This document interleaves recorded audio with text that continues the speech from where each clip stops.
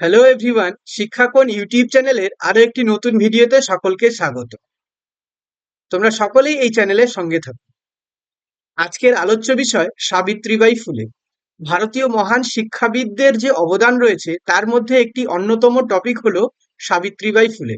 তিনি ভারতের শিক্ষার পাশাপাশি সমাজ সংস্কার এবং নারী শিক্ষা চিন্তাবিদ এবং স্বাধীনতা সব ক্ষেত্রেই তার ভূমিকা লক্ষ্য করা যায়। তেসরা জানুয়ারি তেসরা জানুয়ারি 1831 থেকে 10ই মার্চ 1897 পর্যন্ত তার জীবনকাল। তিনি জীবিত অবস্থায় ছিলেন। তিনি আজও আমাদের মধ্যে জীবিত তার বিভিন্ন কাজকর্মের মাধ্যমে। সাবিত্রীবাই ফুলে ছিলেন ভারতের প্রথম নারী শিক্ষক, সমাজ সংস্কারক এবং নারী বিদ্যা চর্চার অন্যতম পথিকৃৎ। তিনি কিন্তু ভারতের মহিলাদের বা নারীদের শিক্ষার জন্য প্রথম দিক নিদর্শন করেছিলেন, যে ভারতের মহিলাদের বা নারীদেরও কিন্তু শিক্ষার যিনি পথ দেখান তাকেই বলা হয় পথিকৃৎ।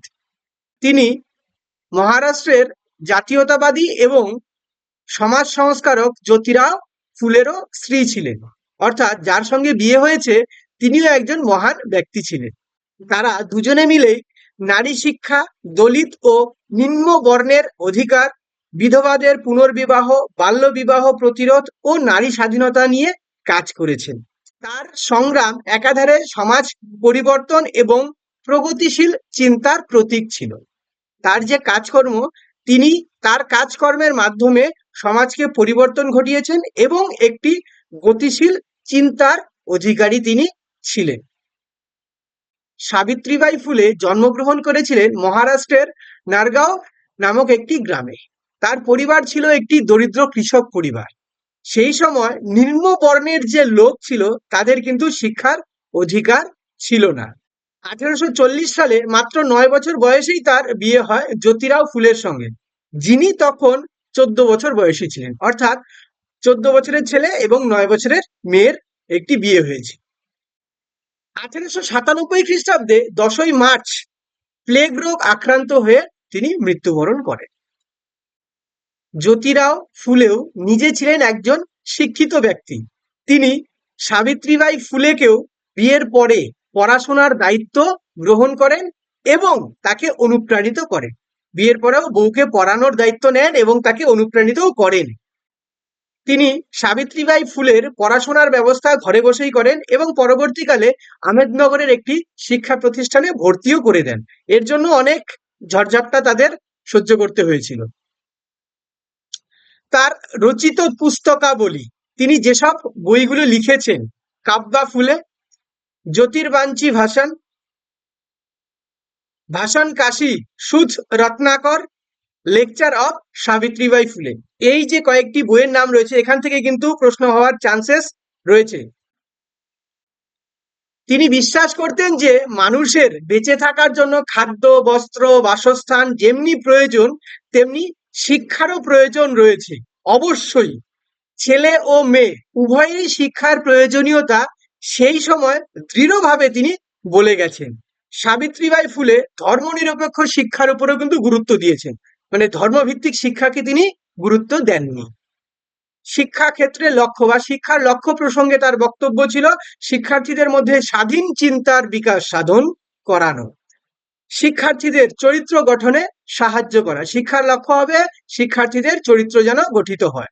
স্ত্রী পুরুষ নির্বিশেষে শিক্ষাকে পৌঁছে দেওয়ার ব্যবস্থা করা, তার মানে ছেলে মেয়ে সকলের কাছে শিক্ষাকে পৌঁছে দিতে হবে। সমাজের দুর্বলতর মানুষকে সবল করতে সাহায্য করে। তার ভাবনায় শিক্ষার লক্ষ্য হবে সমাজের যে দুর্বল শ্রেণী রয়েছে তারা সবল হয়ে উঠবে। শিক্ষার্থীদের অন্ধবিশ্বাস ও কুসংস্কার মুক্ত করা। শিক্ষা কি করবে? শিক্ষার্থীদের মধ্য থেকে অন্ধবিশ্বাস এবং কুসংস্কার মুক্ত করে ফেলবে। বিজ্ঞান চিন্তা ভাবনার বিকাশ সাধন করা, বৈজ্ঞানিক দৃষ্টিভঙ্গি গড়ে তোলার কথা বলেছে। নারীদের স্বাধীন চিন্তার অধিকারী করে তোলা বা গড়ে তোলা, নারীদের মধ্যে যে স্বাধীন চিন্তা রয়েছে তার অধিকারী করে তুলতে হবে। খাদ্য, বস্ত্র, বাসস্থানের ন্যায় শিক্ষার ব্যবস্থা করতে হবে। জীবনে বেঁচে থাকতে গেলে যেমন খাদ্য, বস্ত্র, বাসস্থানের প্রয়োজন, তেমনি সামাজিকভাবে বেঁচে থাকতে গেলে শিক্ষারও সমান প্রয়োজন রয়েছে। তিনি তার শিক্ষার লক্ষ্য প্রসঙ্গে এই কয়েকটি কথা বলেছেন। এবার আসি পাঠ্যক্রম। পাঠ্যক্রমের ক্ষেত্রে সাবিত্রীবাই ফুলের শিক্ষা চিন্তা আধুনিক বিজ্ঞানসম্মত ভাবধারার ছিল। তিনি পাঠ্যক্রমে যেসব বিষয়কে অন্তর্ভুক্ত রাখার কথা বলেছেন তার মধ্যে প্রধান হলো সাহিত্য, গণিত, বিজ্ঞান ও সমাজবিদ্যা, এগুলো রাখার কথা বলেছেন। আবার ব্যাকরণ, ইতিহাস, কৃষিবিদ্যা ও স্বাস্থ্য সম্পর্কিত প্রাথমিক জ্ঞান থাকতে হবে। তত্ত্বগত জ্ঞানের পাশাপাশি ব্যবহারিক কিছু বিষয় থাকতে হবে যেগুলো আমরা বাস্তব জীবনে চলাফেরা করতে পারবো বা আমাদের বাস্তব জীবনে সমস্যা সমাধানে সাহায্য করবে। এছাড়া সহপাঠ্যক্রমিক কার্যাবলী, অর্থাৎ পাঠ্যক্রমকে যে বিষয়গুলি সাহায্য করে তাই হলো সহপাঠ্যক্রমিক কার্যাবলী। এই সহপাঠ্যক্রমিক কার্যাবলীর মধ্যে খেলাধুলা, অঙ্কন, গান, আবৃত্তি, গল্প বলা, হাতের কাজ প্রভৃতি পাঠ্যক্রমের অন্তর্ভুক্ত করার কথা বলেছেন। অর্থাৎ সেই সময় তিনি পাঠ্যক্রম সম্পর্কে যে চিন্তা ভাবনা প্রদান করেছিলেন সেটা ছিল বর্তমানের আধুনিক পাঠ্যক্রমের একটি বেস। শিক্ষাদান পদ্ধতি, তিনি মনে করতেন কোন শিক্ষা পদ্ধতিতে শিক্ষাদান করলে শিক্ষার্থীরা উপকৃত হবে। যে কোনো বিষয়বস্তু শিক্ষার্থীদের কাছে সহজ সরল ভাবে উপস্থাপন করতে হবে। পড়াশোনার ক্ষেত্রে যে কোনো বিষয়বস্তুকে সহজ সরল ভাবে উপস্থাপন করতে হবে। পাঠদান পদ্ধতি অবশ্যই শিক্ষার্থীদের কাছে আকর্ষণীয় এবং মনোযোগী হতে হবে। তার মানে কি, পাঠদান যে পদ্ধতিটা হবে সেটা হচ্ছে শিক্ষার্থীদের কাছে অ্যাট্রাকটিভ হতে হবে, যারা এবং তারা কি হয়, মনোযোগী হয়। শিক্ষাদান পদ্ধতি হবে সক্রিয়তা ভিত্তিক। শিক্ষাদান পদ্ধতি এমন হবে যাতে শিক্ষার্থীরা দৈনন্দিন জীবনের সমস্যাগুলোকে কি করতে সমাধান করতে পারে। তার মানে শিক্ষার্থীরা পড়াশোনা করবে এমন ভাবে যেগুলোর দ্বারা তারা বাস্তব জীবনে যে বিভিন্ন সমস্যাগুলো রয়েছে সেই সমস্যাগুলোর কি করতে পারে, সমাধান করতে পারে। মেয়েদের জন্য বিশেষ শিক্ষা ব্যবস্থা, মেয়েদের জন্য তিনি কোন ধরনের চিন্তা ভাবনা রেখেছেন এবং কি শিক্ষা ব্যবস্থা প্রবর্তন তিনি করার কথা বলেছিলেন। সাবিত্রীবাই ফুলে নারী শিক্ষার পদ্ধতিতে বিশেষ পরিবর্তন আনেন। মেয়েদের জন্য যে শিক্ষার পদ্ধতি সেখানে তিনি পরিবর্তন এনেছিলেন। তিনি নারীদের জন্য বিশেষ পাঠ্যক্রমও তৈরি করেন। বিদ্যালয়ের স্বাস্থ্য, সমাজ সচেতনতা এবং আত্মনির্ভরতার উপর জোর দেন। এখানে বিদ্যালয় বলতে বালিকা বিদ্যালয় বা মেয়েদের কথাই বলা হয়েছে। তিনি প্রথমবারের মতো মেয়েদের প্রাথমিক স্কুলের যে পাঠ্যক্রম রয়েছে সেখানে বিজ্ঞান এবং গণিতের অন্তর্ভুক্ত করেন।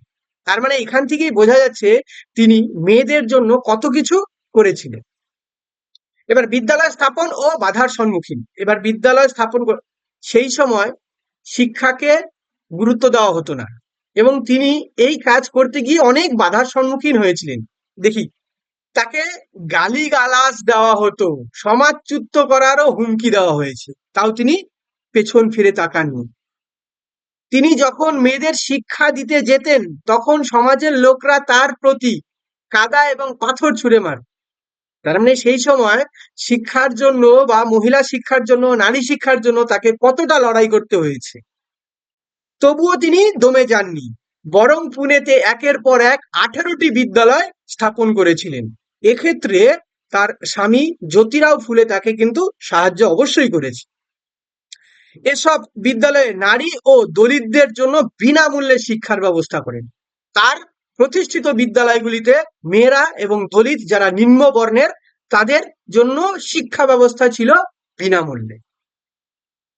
প্লেগ মহামারীর সময় তার আত্মত্যাগ।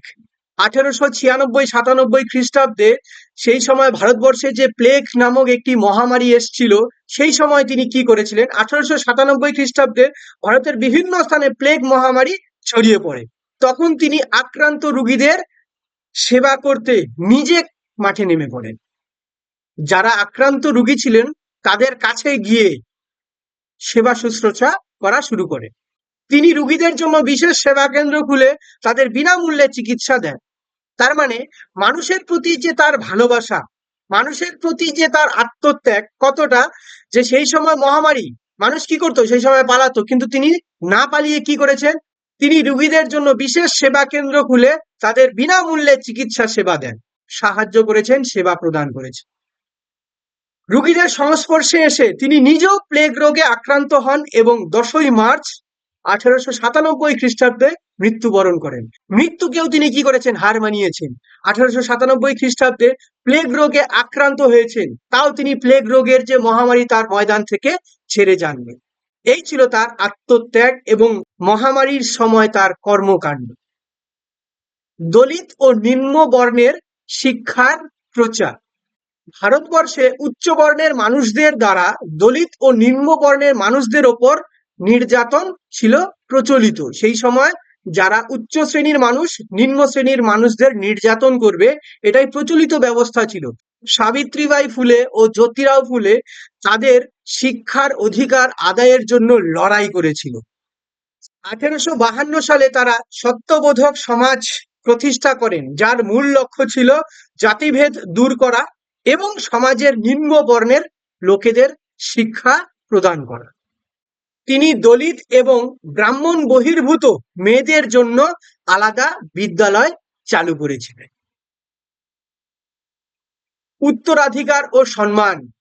তার যে আত্মত্যাগ, তার যে কর্মকাণ্ড, তার জন্য তিনি কি উত্তরাধিকার হিসেবে পেয়েছিলেন এবং তার কি সম্মান দেওয়া হয়েছে ভারতের তরফ থেকে। তার নামে স্থাপিত হয় শিক্ষা প্রতিষ্ঠান। ভারতে 3রা জানুয়ারি নারী শিক্ষা দিবস হিসেবে পালিত হয়। তার জন্মদিনকে নারী শিক্ষা দিবস হিসেবে পালন করা হয়। মহারাষ্ট্র সরকার তার নামে বিভিন্ন বিদ্যালয় এবং বিশ্ববিদ্যালয় প্রতিষ্ঠা করেছেন। তিনি যেহেতু মহারাষ্ট্রের মধ্যেই তার কর্মকাণ্ড ছিল, তাই মহারাষ্ট্রে এখনো অনেক বিদ্যালয় এবং বিশ্ববিদ্যালয় রয়েছে। পুনেতে সাবিত্রীবাই ফুলে নামে একটি বিশ্ববিদ্যালয় রয়েছে। 1898 সালে ভারত সরকার তার নামে ডাক টিকিট প্রকাশ করেন, যেই ডাক টিকিটে আজ অব্দি আমরা লিখে কোথাও কোনো কিছু এক জায়গা থেকে আরেক জায়গায় প্রদান করতে পারি। এবার আসবো এমসিকিউ। এতক্ষণ সাবিত্রীবাই ফুলে সম্পর্কে একটি সংক্ষিপ্ত ধারণা তোমাদের সামনে তুলে ধরা হলো। এমসিকিউ কেন? এমসিকিউ হলো আইডিসির ক্ষেত্রে, নর্থ বেঙ্গল ইউনিভার্সিটির আন্ডারে যাদের আইডিসিতে গ্রেট ইন্ডিয়ান এডুকেটার্স রয়েছে, তাদের জন্য এই এমসিকিউ গুলো দরকার রয়েছে। এবার দেখে নাও এমসিকিউ গুলো কি। আরেকটি কথা বলে রাখি, এই ইউটিউব চ্যানেলের পক্ষ থেকে আইডিসির জন্য ফ্রি অনলাইন মক টেস্টের ব্যবস্থা রয়েছে। ডেসক্রিপশন বক্সে হোয়াটসঅ্যাপের একটি গ্রুপের লিংক দেওয়া থাকবে, সেখানে জয়েন করলেই তোমরা ফ্রি অনলাইন মক টেস্ট দিতে পারবে। সাবিত্রীবাই ফুলে কবে জন্মগ্রহণ করেন? 4টে অপশন, উত্তর হবে 1831 খ্রিস্টাব্দে। সাবিত্রীবাই ফুলের পোষ্যপুত্রের নাম কি ছিল? অরুণ, অমল, ভাস্কর, যশবন্ত। উত্তর হবে যশবন্ত। ফুলে দম্পতির শিক্ষা দর্শনের সবচেয়ে গুরুত্বপূর্ণ বিষয় কি ছিল? ধর্ম, স্বাধীনতা, মানবতা নাকি রাজনীতি? উত্তর হবে মানবতা। পরের প্রশ্ন, সাবিত্রীবাই ফুলে প্রথম নারী বিদ্যালয় কোথায় স্থাপন করে? 4টে অপশন, উত্তর হবে পুনেতে। সাবিত্রীবাই ফুলের কাজ সবচেয়ে বেশি কাদের উপর প্রভাব ফেলেছে? শহুরে ধনী, ব্রাহ্মণ সমাজ, নারী ও দলিত সমাজ, রাজ পরিবার। উত্তর হবে নারী ও দলিত সমাজ। Thank you and keep watching.